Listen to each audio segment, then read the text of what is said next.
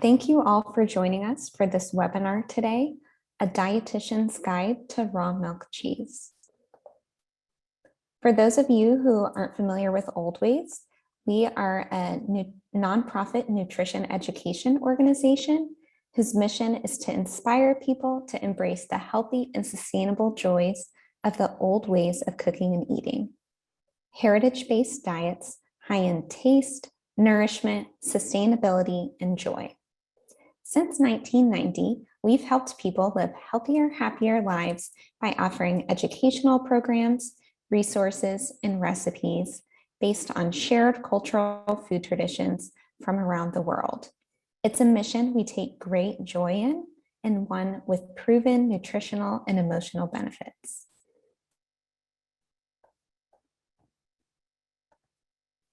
So before we begin, I just wanted to go over some housekeeping notes. The video recording and the slides will be posted on our website within a week. You'll get a follow-up email within 1 week telling you how to claim your CPU credits. We will have time for a question and answer session at the end, so please use the chat function in Zoom to type in your questions, and then we'll get through as many as we can during the last 10 minutes or so. You can learn more about our webinars by going to oldwayspt.org and clicking on CPEU library in the top right-hand corner. And we have a few more events lined up in our fall webinar series, including one in a couple of weeks on oats. So please do join us for that. My name is Kelly LeBlanc, and I'm a registered dietitian. I've been with Oldways for 7 years, and I'm currently the Director of Nutrition. I graduated from the University of Texas with a bachelor's in nutrition and completed my dietetic internship at the University of Texas Coordinated Program. I also have my master's in gastronomy with a concentration in food policy from Boston University. Today, I'm joined by Carlos Yescas. Carlos is based in England and consults with Oldways and the Oldways Cheese Coalition as a traditional cheese advocate. Since 2009, he has served as one of the 16 supreme judges at the World Cheese Awards.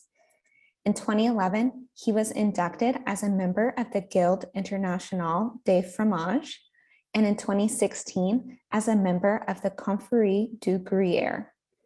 In 2015, Carlos was named as one of the 50 hottest places, people, and trends in food by the Guardian UK Observer Food Monthly magazine, and his work was even the subject of an episode of A Taste of Mexico that aired on PBS, hosted with Chef Rick Bayless. Carlos is a frequent speaker, author of the award-winning book Quesos Mexicanos, and co-founder of Lectography, the first artisan cheese distribution company in Mexico. So we're so lucky to have Carlos with us here today. Before I turn it over to Carlos, I do want to clarify that today we'll be talking about raw milk cheese, not raw milk. So raw milk cheese carries a very different food safety profile than raw fluid milk. This is because cheese making is a preservation method that transforms milk into a product that is safer to consume for longer periods of time. There are a number of factors that influence the growth of pathogens in food, like the food itself, time, temperature, moisture, acidity. And Carlos will dive a little more into the cheese making itself. But one of the key steps in cheese making is curdling the milk by adding rennet or adding an acid. When curds are formed, the water in milk is separated out so that you're getting a more solid product. And then adding salt also helps draw out the moisture from the product. So by transforming milk into cheese that has less moisture, more acid, and more beneficial bacteria than the original product, we are able to decrease the risk of foodborne pathogens so that dairy can be consumed more safely over longer periods of time. A few years ago, we actually also came across this really interesting archaeology study in PLOS One, which uncovered signs of cheese making in Croatia from the Middle Neolithic period. And in the study, the researchers suggested that dairying and fermentation had the additional human life history dependent advantages by reducing infant mortality, since they were able to transform raw unpasteurized milk, which was of course the only milk that was available at that time, into a food with a much lower risk of foodborne pathogens. And now I'd like to hand it over to Carlos. Thank you, Kelly. This is very exciting. Thank you everyone for joining us. I'm going to be talking about raw milk cheese. Raw milk cheese depends heavily on the quality of milk to develop flavor and texture. This quality is directly related to the amount of fat, protein, and overall microbial diversity of the milk. Traditionally, the milk that was collected in the morning was turned into cheese in the mid-afternoon. Cheesemakers focus on controlling the spoilage of the fluid fresh milk by acidifying the sugars in the milk, aka lactose, and setting milk into curd. Pasteurization was first introduced in winemaking to control the fermentation of sugars in grape juice. Louis Pasteur, from his research on microbes, understood that the application of heat destroyed microorganisms that were related to the spoilage of food. Another reason is that there are dozens of recipes to make cheese, but there are hundreds, if not thousands, of configurations in which those recipes combined with the local culture and milk can be used to develop a slightly different cheese. This diversity is worth cherishing.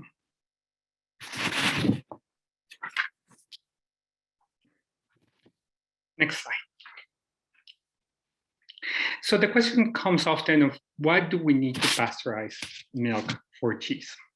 And as Kelly said, we're talking about raw milk cheese, not about raw milk fluids, raw milk. Let's start by saying that there is a misunderstanding on why producers won't want to pasteurize their milk. Some people argue that is because those producers are anti-science. That is not true. Pasteurization is actually a very modern development in dairy production, and it is not needed to make cheese. It is actually quite expensive, especially for small farms that process limited amounts of milk. The machines, the energy to heat and cool the milk, and the time to pasteurize all have a cost that at times is prohibitive for small producers. Also, there is a false assumption that pasteurization is a kill switch that will prevent all foodborne illnesses associated with cheese. The fact is that in the US, there has been an increasing number of listeria outbreaks from cheeses that were contaminated after the milk was pasteurized by a lack of food safety controls in production and packaging. In many cases, those cheeses had no beneficial microbes because they were pasteurized in them to fight the contamination. Pasteurization, unfortunately, gives some producers a false sense of safety that makers of raw milk cheese do not have because they know they are dealing with a live food. So another reason why we may need to pasteurize milk is that pasteurization won't stop production and post-production contamination. So rather, the question should always be, why would a producer decide to pasteurize their milk? And I think this is key here. There are three reasons why a producer will decide to pasteurize their milk. I will talk about the law in the next slide, but right now I want to concentrate on quality and practices. Animals treated humanely will normally produce higher quality milk, but they will be fed a more diverse diet, therefore elevating the protein content.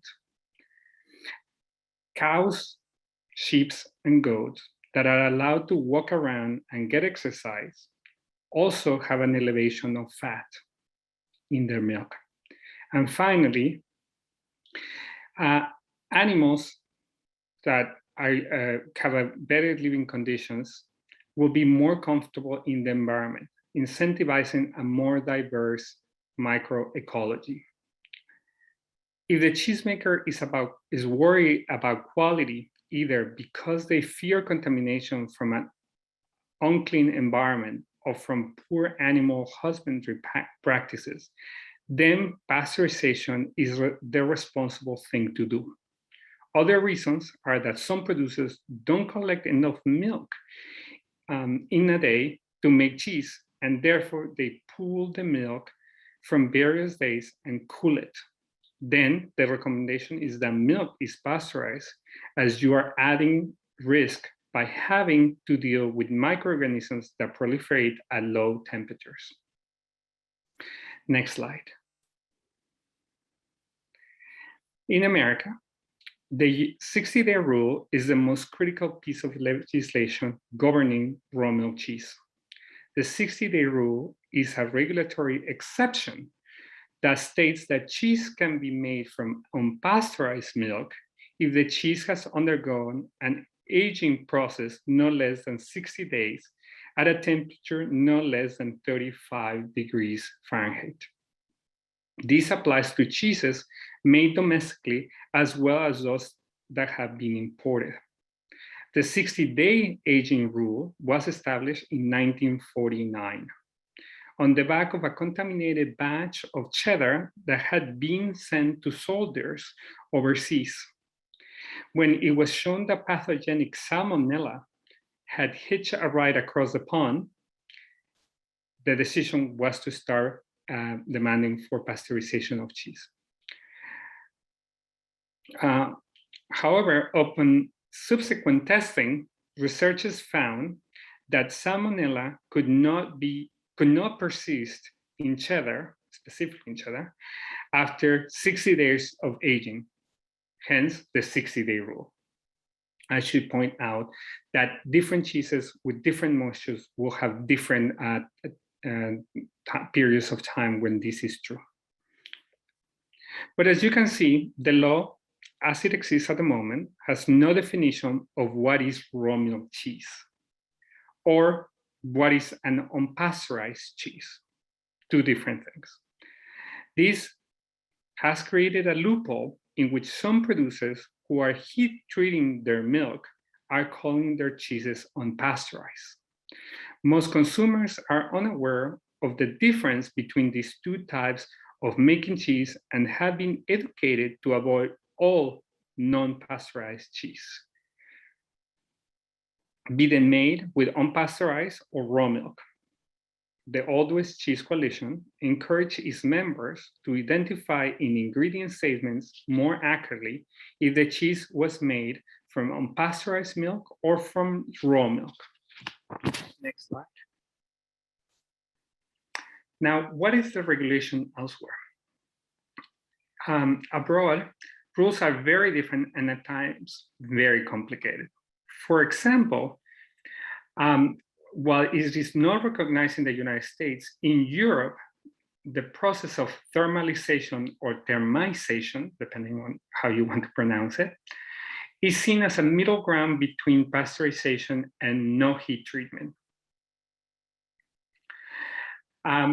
In Canada, specifically in the province of Quebec, producers are allowed to make cheeses use raw milk and sell them under 60 days of aging, but those cheeses cannot be sold outside of the Quebec province. And in Mexico and most of Latin America, the FDA standard is utilized. However, in many countries of Latin America, there is some accommodation for traditional cheeses that are made with raw milk and do not follow the 60-day rule. So as you can see, there's a variety of rules that apply for the cheeses that can enter the United States. Next slide. I'm going to talk a little bit about a couple of cheeses that are truly raw milk. So I will be amiss if I didn't mention Rogue River Blue. Is a picture of the cheese with the green outside. Rogue River Blue won in 2019 the best cheese in the world at the World Cheese Awards that was celebrated in Bergamo, Italy. This was the first time that a raw milk cheese from the United States, actually, this was the first time that a cheese from the United States won the award, and it happens to be also a raw milk cheese. This cheese is a seasonal cheese, and has been and the first batches of this year's have been released yesterday. You can go and look it up at your local cheese store or supermarket. The second group of cheeses are many of those that are made in states like Vermont and Pennsylvania, California and Wisconsin. But I want to highlight those cheeses made by Jasper Hill Farm in Vermont. They are committed to raw milk cheese production. This means truly raw milk, non-unpasteurized milk.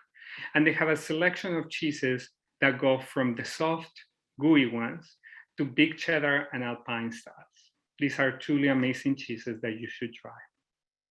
All made with raw milk and with a dedication to showcasing the ecology of the place.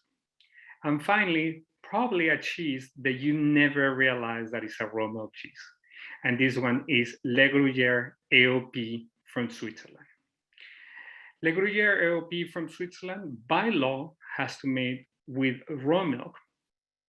And that raw milk cannot be whole for more than 24 hours before the cheese is made. So it is truly raw milk. The difference between a Swiss Le Gruyère cheese and an American Swiss style cheese is that most cheeses in the United States, if not all, of this style are made with pasteurized milk. The cheeses from Switzerland are all made with raw milk. Next slide. So the question now is, how does pasteurization actually impact milk? Pasteurization, first of all, decreases the number of microorganisms in milk, as well as potential pathogens. The problem is that in this decrease of microorganisms, we're losing native cultures, yeast, and enzymes that give milk its unique microbial fingerprint, and many times help with texture and flavor. Milk that has been heat treated can denature, and the whey protein change. And finally, there's a decrease of some important nutrients in milk once the milk has gone through a pasteurization process. This is the effect of pasteurization in milk. This is even before we have gotten to cheese making. And so next slide. And so the question is, how does pasteurization impact cheese flavor? Which is, we have already talked a little bit about how it impacts the microbial ecology of those cheeses and their safety. But now I want to talk a little bit about flavor. So not only pasteurization can give some cheeses the taste of cooked milk. This is because there's sulfates and other sulfur compounds can denature and affect the protein in flavor. The absence of diverse microbial communities in milk and cheese can affect in the ripening process and change the texture of the cheese. And as well, many times, because these microorganisms that are present in the milk are eliminated and we're giving flavor, the cheesemakers use extra salt to enhance taste, leading to an increase in sodium levels in processed cheese. Next slide. Finally, I just want to talk a little bit about foodborne illnesses in raw milk versus pasteurized cheeses. In a published article in 2012 called Non-Pasteurized Dairy Products Disease Outbreaks, the CDC reported 122 incidents. Of those incidents, 27 involved raw milk cheeses, and 38 were associated with pasteurized cheeses. The frequency of incidents linked to pasteurized cheese reflect that there is contamination that can happen at the after pasteurization in the processing and packaging times. For this reason, Dr. Donnelly, a microbiologist and member of the Oldways Cheese Coalition Academic Advisor Committee, warns against using pasteurization as a single technique to prevent uncontrolled pathogens and to instead look to an update for the 60-day rule, a rule that has been in place since 1949. More recently, the FDA, during the adoption of the Food Safety Modernization Act, decided to take another look at raw milk cheeses and their risk factors. And so in 2016, the FDA conducted testing of 1,200 imported cheeses and 400 domestic raw milk cheeses, trying to figure out what was the rate of contamination. The FDA couldn't establish a link between general unsafety and raw milk cheese production. They stopped the testing program, and the FDA has stopped looking at raw milk cheese as a source of contaminations. Thank you. Thank you so much, Carlos. So I'm going to talk a little bit about cheese and pregnancy. So the new 2020 to 2025 dietary guidelines that were released last year are really exciting because they go into much greater detail regarding life stages like pregnancy, lactation, and infant nutrition. So the two quotes I have on this slide here are pulled directly from the 2020 to 2025 dietary guidelines for Americans. And these two quotes are the only instances where the guidelines address raw milk directly. Basically, both pregnant women and babies are advised to avoid raw milk cheese. The language here for pregnancy is interesting because they say, quote, some soft cheeses made from unpasteurized milk. Softer cheeses like fresh mozzarella or really creamy spreadable goat cheese have obviously more moisture than drier aged cheeses like cheddar or Parmigiano Reggiano. And as we recall from some of our earlier slides, foodborne pathogens do thrive in high moisture environments. However, as we learned from Carlos, fresh, unaged cheeses are required by law in the US to be pasteurized.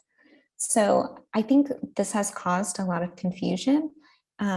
We see a lot of pregnant women in the US asking restaurants if like the feta on the menu is unpasteurized, because they don't necessarily realize that feta is a fresh, unaged cheese, and therefore is required by law to be pasteurized in the US. I think part of the confusion about cheese intake during pregnancy could be attributed to earlier versions of the dietary guidelines. For example, the 2015 to 2020 dietary guidelines for Americans specifically named soft cheeses like feta, queso blanco, queso fresco, brie, camembert, blue veined cheeses, and panela as potentially being unpasteurized, when in fact, not all of those are always unpasteurized. So I think that's where some of the confusion stems from. But even here in this guideline for pregnancy, it says some soft cheeses made from unpasteurized milk. So obviously there are cheeses made from unpasteurized milk that are not soft. So I think, there's a little bit of room for improvement and clarity there.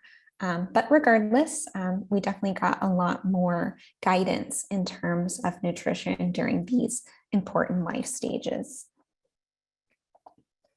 So, in terms of applying the dietary guidelines for Americans to real life, which cheeses can be eaten during pregnancy?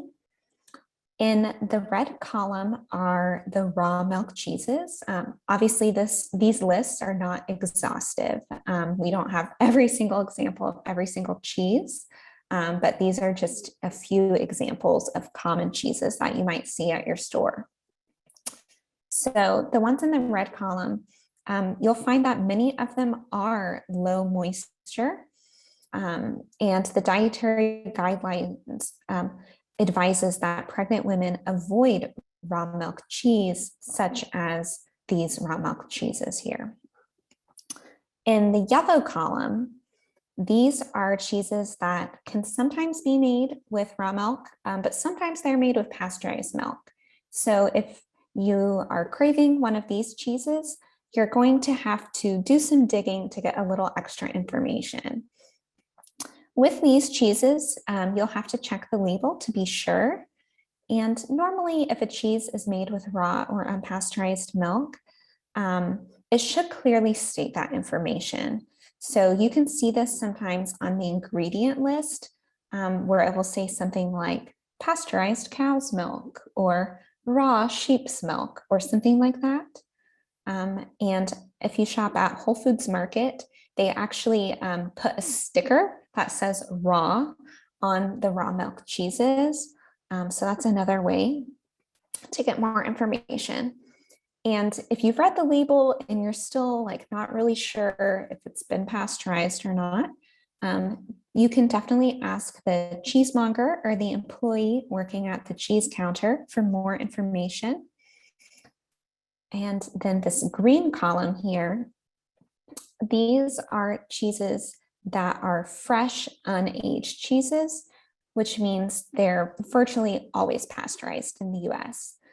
So if you're trying to follow the dietary guidelines for Americans and avoid raw milk cheeses during pregnancy, then these ones in the green column are actually going to be a pretty safe bet for you.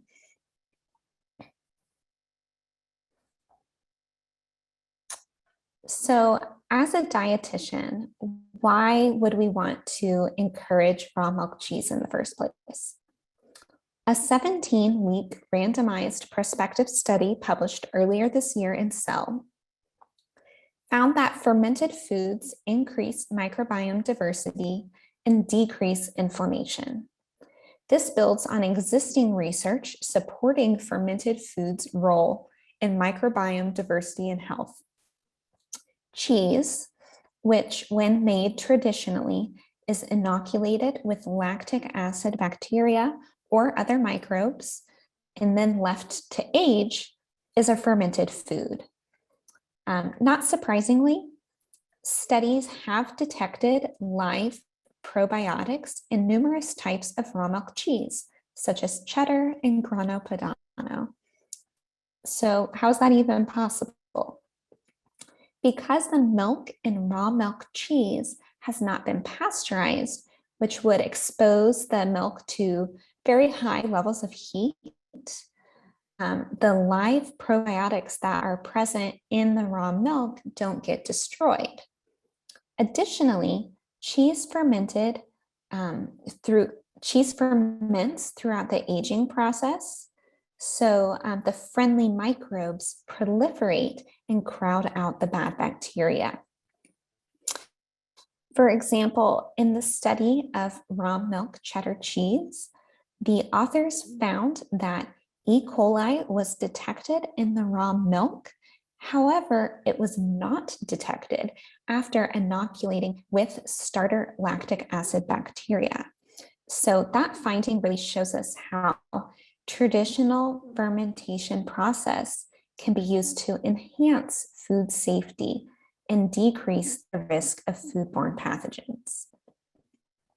Additionally, traditional cheese making processes, such as aging on wooden boards, can also influence the microbial communities of the cheese. So for those of you who like eating the rinds of aged cheeses, you're in luck. Studies find that cheeses have more microbial diversity the closer you move to the rind, whereas the core of the cheese has slightly less microbial diversity. So when we talk about fermented foods, a lot of us think about maybe kimchi or yogurt or things like that. But definitely remember traditional cheeses as being one of those. And I think that's where we really see that some of these raw milk cheeses actually have a benefit when it comes to the gut microbiome, because they have those friendly microbes that haven't been destroyed during the heat treatment for the pasteurization. So as dietitians, it's our job to help people understand that even if a food has a lot of gut-friendly probiotics and other nutrients, doesn't necessarily mean that we want to eat it all day, every day. There is such thing as too much of a good thing. So to figure out how much cheese belongs in a healthy diet, there's a couple of studies that can help inform our recommendations. So in a 2017 study in the European Journal of Nutrition, researchers in China analyzed the eating patterns and health outcomes of thousands of adults across 15 studies to see how eating different amounts of cheese relates to heart disease. And they found that eating more cheese was related to a 10 to 14% lower risk of heart disease and 10% lower risk of stroke than eating less cheese, and that the greatest benefit was associated with eating about 1.5 ounces or 40 grams of cheese per day. However, keep in mind that that study was done in a traditional Asian population where people don't eat quite as much cheese as in the US and Europe. So here, the biggest benefit was found at 1.5 ounces or 40 grams. And so to compare that with where we are right now here, most US and European adults are currently eating about 42.5 grams or 49 grams respectively. So most people eat a little bit more than that right now, but not too much more. In a 2020 study, researchers analyzed the eating habits and health outcomes of 147,000 people from 21 countries around the world.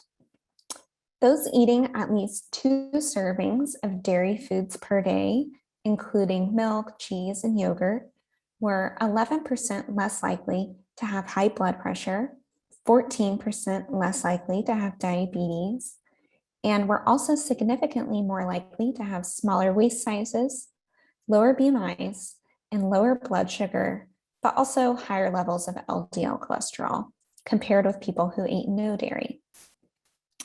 What was really interesting about these findings was that low-fat dairy was linked with a higher risk of metabolic syndrome, while full-fat dairy was linked with a lower risk of metabolic syndrome. Based on existing research on saturated fat, this was definitely a little surprising and not quite what we might expect to find So I think this really shows that there's a lot more questions about dairy that are worth researching even further on a deeper level. That said, I think both these studies lay out a really good starting point for how we might define eating raw milk cheese in moderation. So, what does that look like in practice? The Mediterranean diet is a great example of how traditional raw milk cheese is consumed as part of an overall healthy diet and lifestyle. So in the next 3 slides, I have 3 examples of how small amounts of high quality traditional cheeses can be used to increase the intake of other underconsumed food groups. So instead of a diner style breakfast with eggs, white toast, and sausage, the second option pictured here is a vegetable frittata with an artisan cheese served alongside fruit and whole grain avocado toast. So as you can see, it's about using a little bit of cheese to enhance a very nutrient dense meal and really get lots of different flavors in there while still focusing on healthy food groups like whole grains and fruit and vegetables. Here is a lunch example. So the first sandwich has cold cuts and processed cheese slices on white bread, was served with chips. The second example is a whole grain pita stuffed with hummus, colorful veggies, and a garnish of a really nice high quality cheese.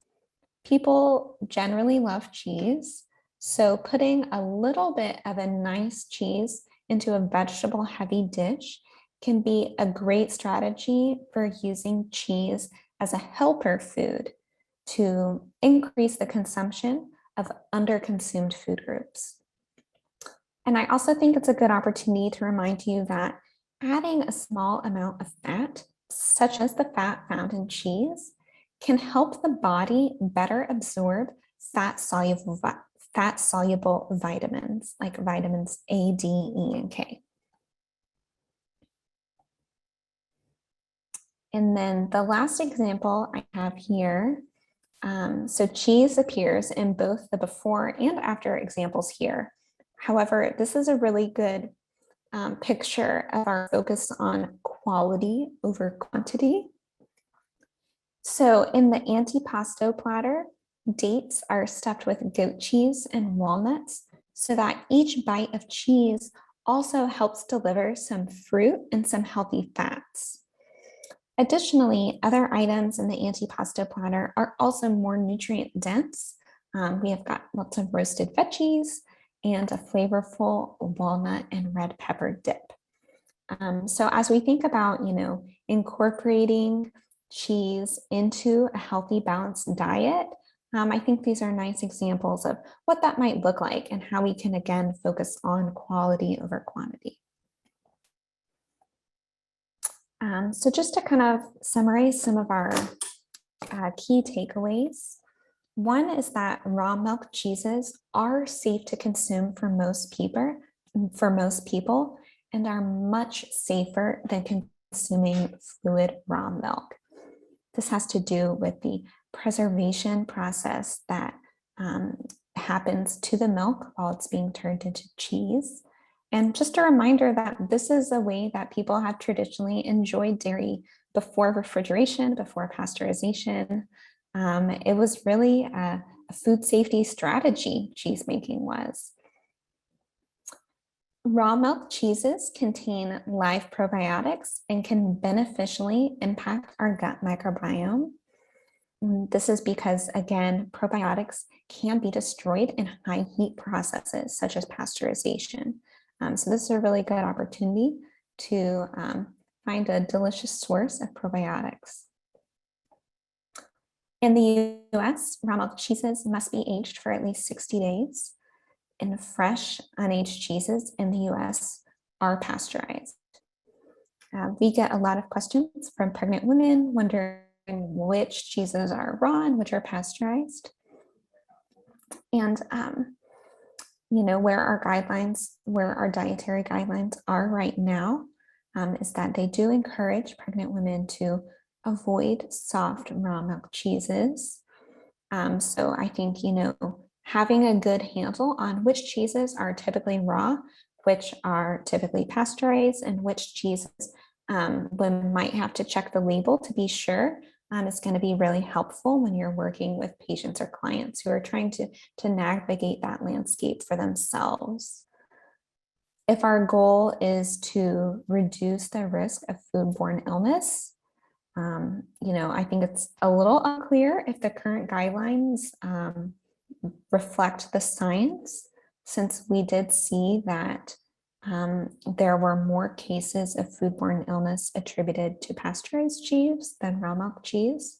But nonetheless, we want to provide you with all the information that's out there so that you can help your clients make an informed decision about which cheese products might be best for them at that point in their life.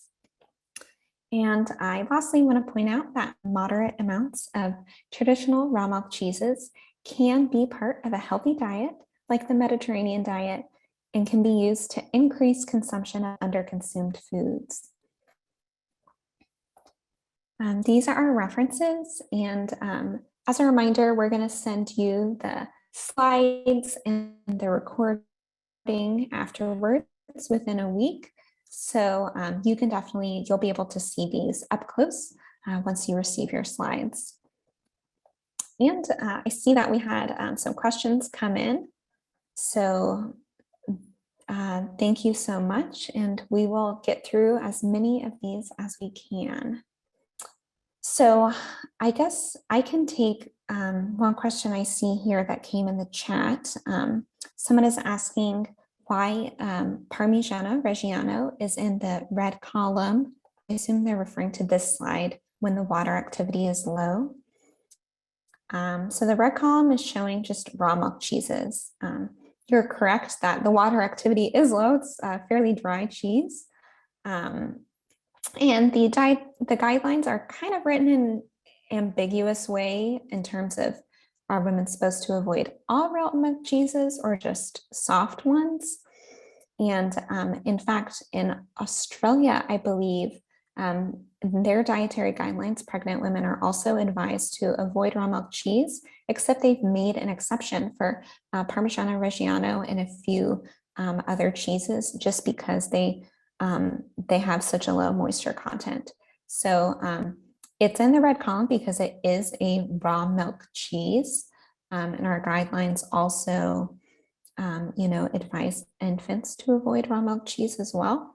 But when it comes to the types of dairy foods that are more likely to lead to foodborne illness, it's probably going to be a higher moisture dairy food. So that's a great question. And I'm happy to take a couple of the questions about cheese specifically. Oh yeah, great. Do you see them? Yeah. I do. And so I am happy to explain again the difference between raw milk and unpasteurized milk cheese.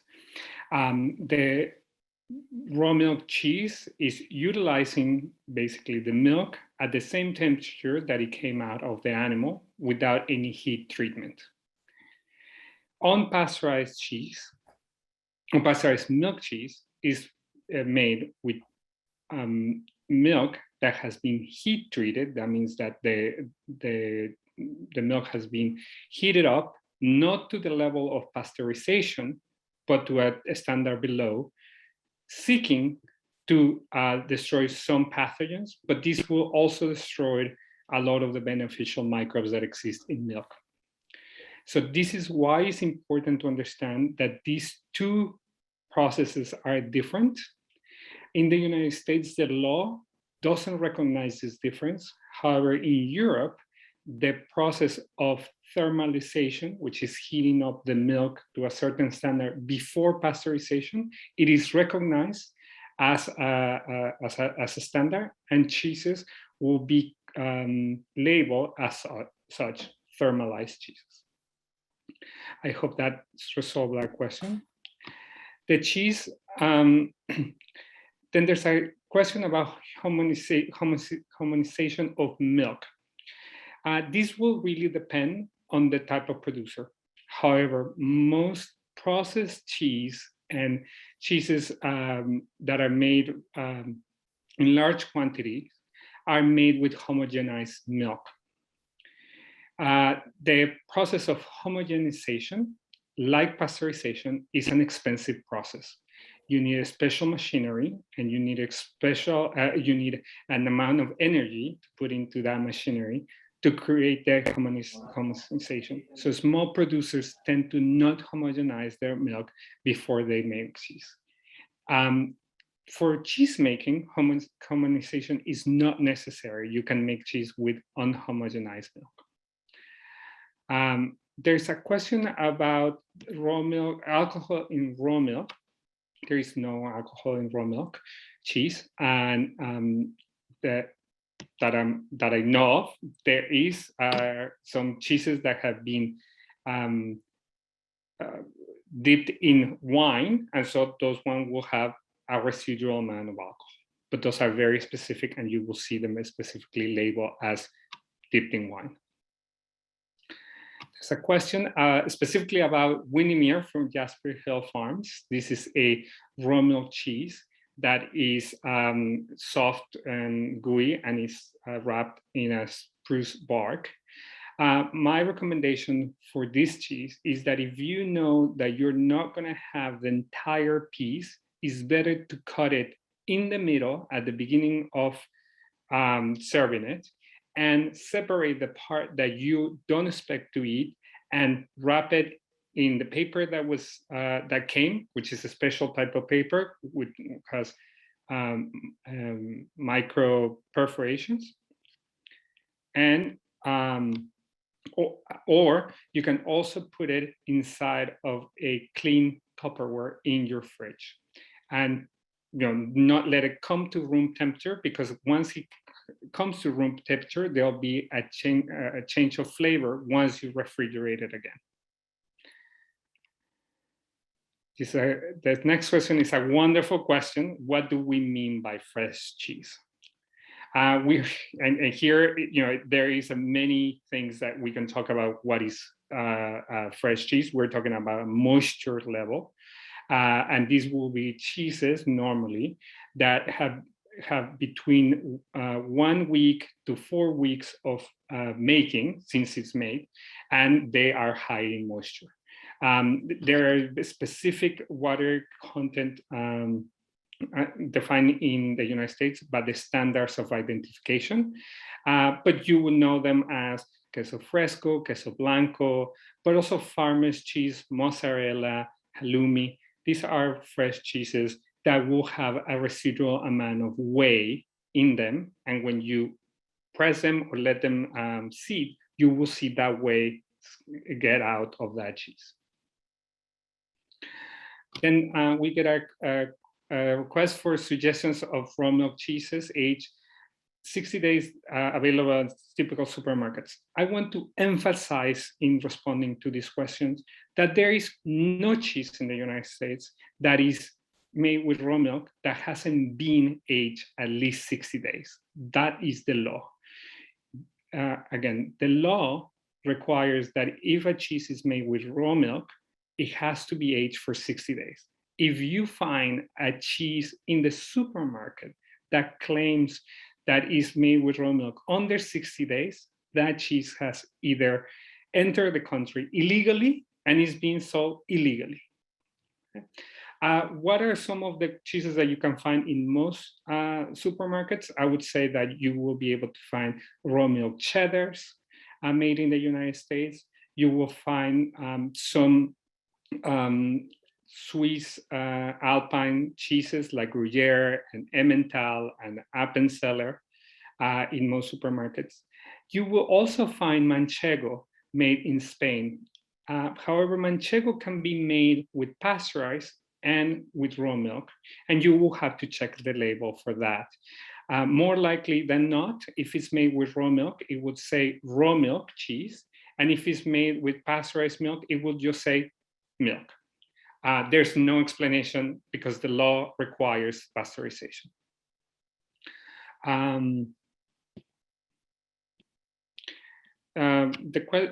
We also have a question about people that are elderly or immunocompromised and the consumption of raw milk cheese. The guidelines in the United States apply not only to pregnant people and children, but also people with an immunocompromised system. And so the recommendation is that they avoid raw milk cheeses, all raw milk cheeses. That is the guidelines from the FDA and CDC.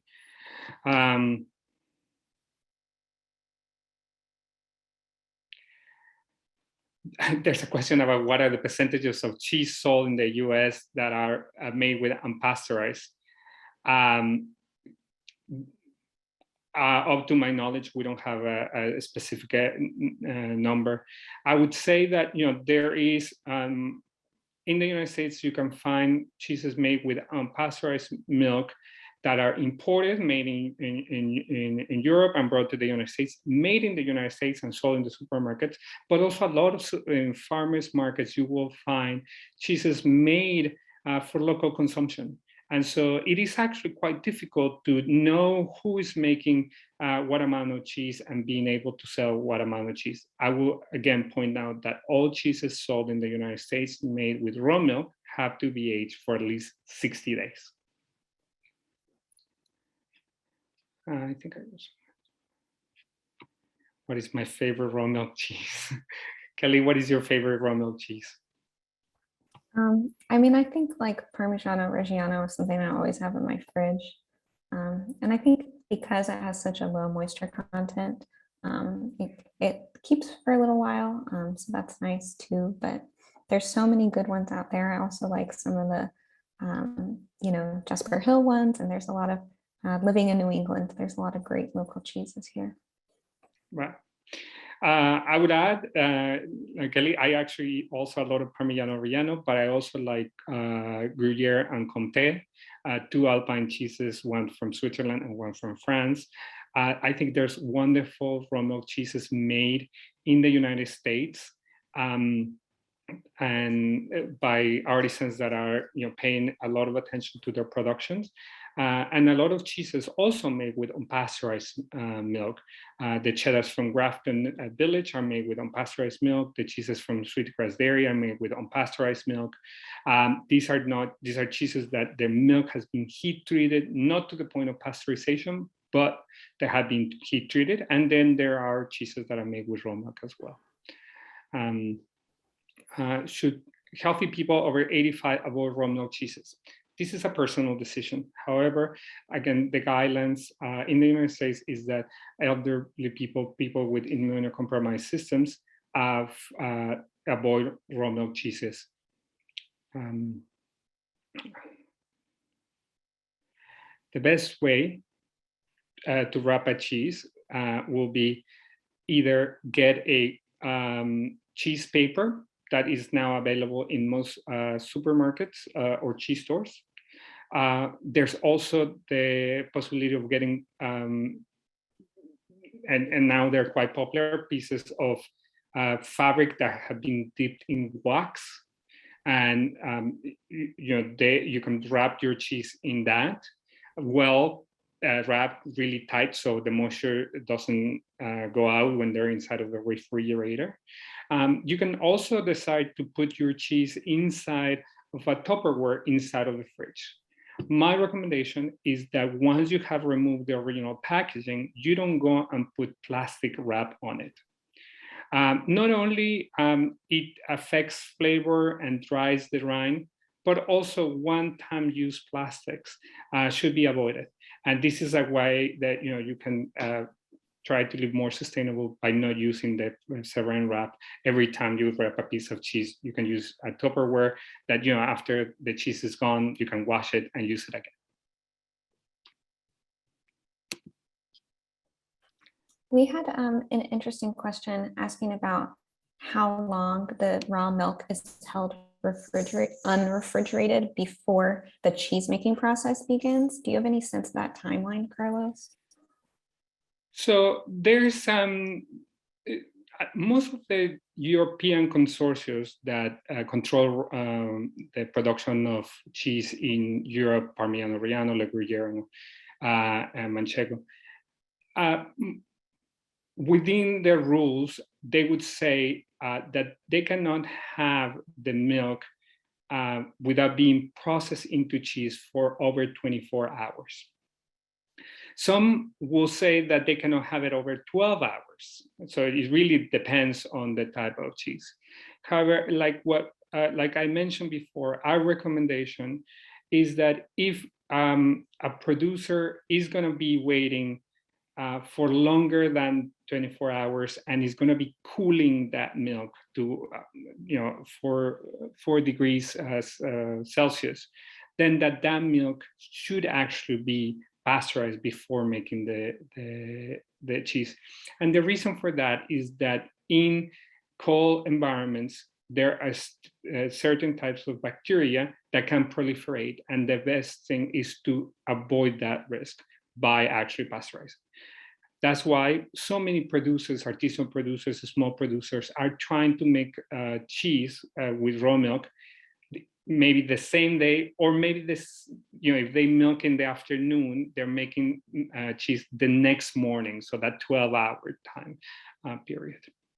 I hope that answered that question.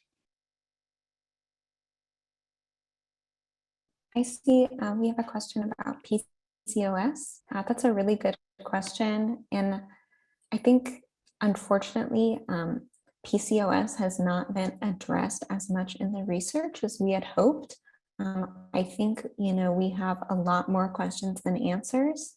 I, do know that trying eliminating dairy in addition to some other dietary changes is an approach that some women have tried and some women have had success with.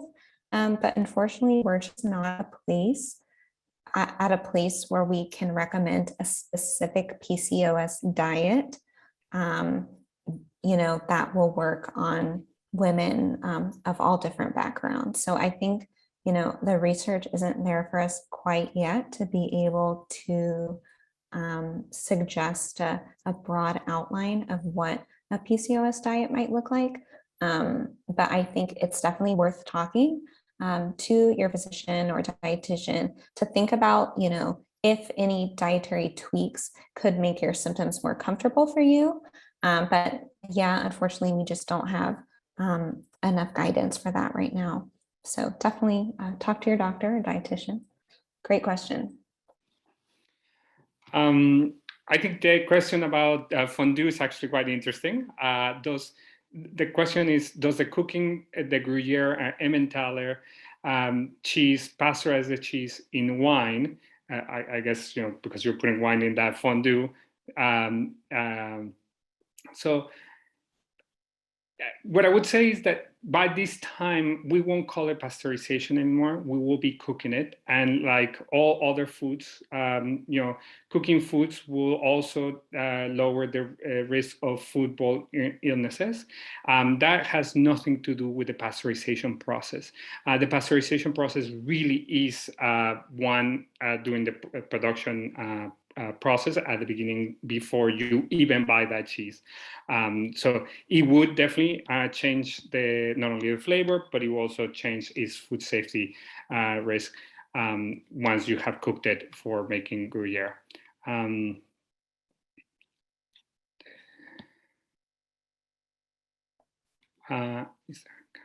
Let's see, I think we have time for I see there's a question about wax paper.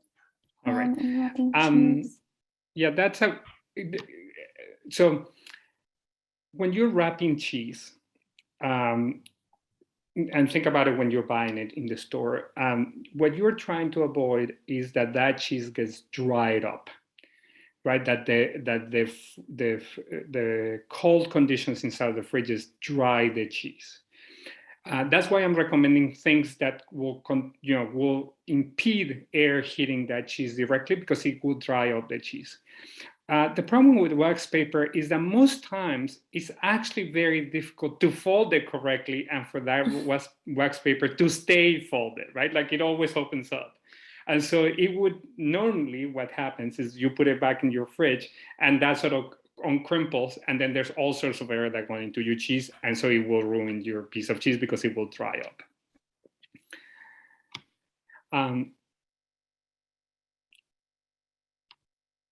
Is there more calcium in raw versus pasteurized cheese?